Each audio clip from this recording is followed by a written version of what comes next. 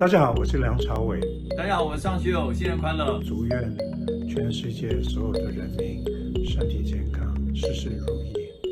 大家好，我是尚学友，新年快乐！非常荣幸可以参加这次法鼓山除夕撞钟108 for all 为世界祈福这个活动，也希望通过这次撞钟祈福的活动，大家心理上可以得到一些安慰，然后能够平静的去面对未来所有挑战和困难。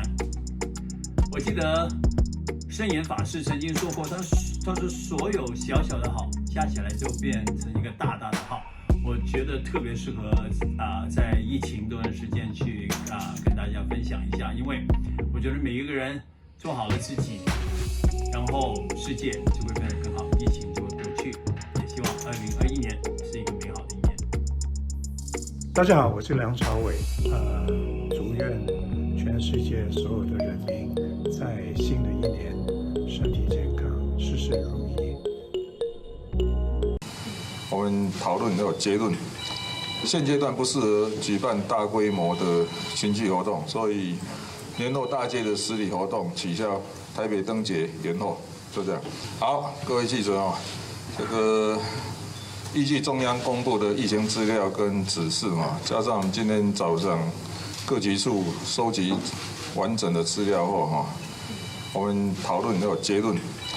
现阶段不适合举办大规模的群聚活动，所以年后大街的实体活动取消，台北灯节延后，就这样。那说明一下啊，因为目前有很明显的桃园医院的院内感染，而且已经从医护人员再传染给他的家人。我相信未来的2-3天应该是全台湾哈都很密切在观察，这是不是有扩大成社区感染的危险，或是事实？我想这几天是这2-3天是关键期啊。那既然部长也强烈建议说要停办大型活动，你知道吗？我相信他们应该是也有比我们更多的讯息的哦，我也相信他的专业的判断。